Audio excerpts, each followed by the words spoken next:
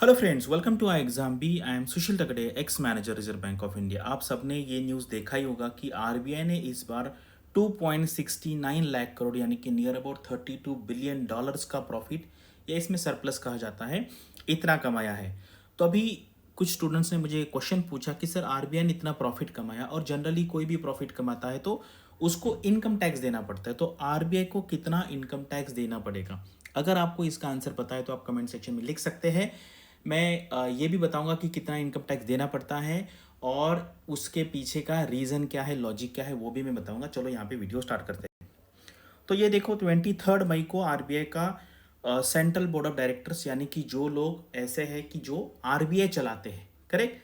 बहुत बार क्या होता है, इंटरव्यू में क्वेश्चन पूछा जाता है। अभी मान लीजिए एसबीआई का इंटरव्यू है, या पीएफआरडीए का है, एनपीएस का है, सेबी का है। तो ये जो क्वेश्चन है ना, ये पूछा जाता है और लोगों को ये नहीं पता होता यार, सेंट्रल बोर्ड ऑफ डायरेक्टर्स यानी कि जो लोग ये इंस्टीट्यूशन चलाते हैं उनके नाम यहाँ पे दिए। आज हमारा ये टॉपिक नहीं है। हमारा टॉपिक ये है कि आरबीआई ने कितना प्रॉफिट कमाया है। तो ये 2.69 लाख करोड़ का प्रॉफिट यहाँ पे कमाया है। लेकिन यहाँ पे मैं आपको एक चीज़ बता दूँ, आरबीआई का जो ओनरशिप है वो 100% गवर्नमेंट के पास है।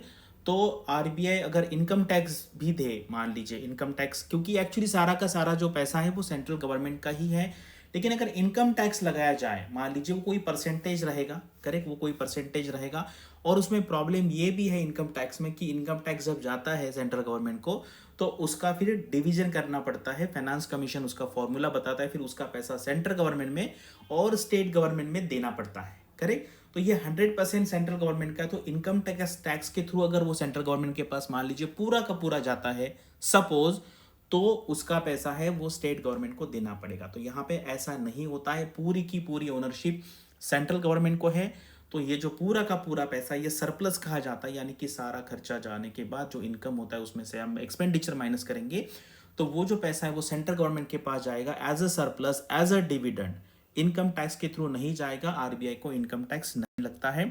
और यहाँ पे अगर आप देखेंगे एलोकेशन ऑफ सरप्लस प्रॉफिट, यहाँ पे सरप्लस भी कहा गया है, प्रॉफिट भी कहा गया है। An exemption of the banks from the income tax and super tax. तो ये बैंक्स का मतलब है, यहाँ पे आरबीआई के बारे में यहाँ पर बात हो रही है। Notwithstanding anything content in this income tax or any enactment for the time being in force related to the income tax और सुपर टैक्स, द बैंक यानी कि यहाँ पे रिजर्व बैंक की बात हो रही है, shall not be liable to pay any income tax और super tax on any of its income, profits और गेन। तो ये एग्जाम में आ सकता है, ये दो सेक्शन आपको यहाँ पे याद रखने। तो अभी आपको समझ में आ गया कि आरबीआई पे कुछ भी इनकम टैक्स नहीं लगता है, और उसके पीछे का लॉजिक, दो लॉजिक है, क्योंकि ये पूरी 100% ओनरशिप सेंट्रल गवर्नमेंट की है। तो सारा का सारा जो पैसा है सरप्लस या डिविडेंड के फॉर्म में आरबीआई को जाता है।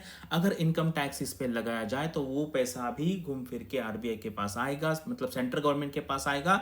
लेकिन फिर उसमें का कुछ पैसा स्टेट गवर्नमेंट को देना पड़ेगा, इसलिए ये अरेंजमेंट है। और ये आज से नहीं है, ये सालों से 9 टिकट से ये चालू है। तो अभी यह ये देखो, how RBI earns profit and decides dividend. तो ये सारा दिया है। जैसे ही आरबीआई का पूरा बैलेंस शीट आई थिंक इस मंथ के एंड में 30 या 31 तारीख को आ जाएगा, तो मैं आपको ये जो सारे यहाँ पे दिया हुआ है टर्म्स जो है वो मैं आपको एक्सप्लेन करूंगा through RBI balance sheet, correct. और यहाँ पे जैसे कल मैंने वीडियो में बताया था, तो यहाँ पे देखो ये जो है ना, ये वीडियो एक्सप्लेनेशन है। तो पुराने जीए का वीडियो एक्सप्लेनेशन मुझे नहीं लगता सही होगा यहाँ पे देने के लिए, लेकिन यहाँ पे ये पीडीएफ में जीए का भी एनालिसिस है।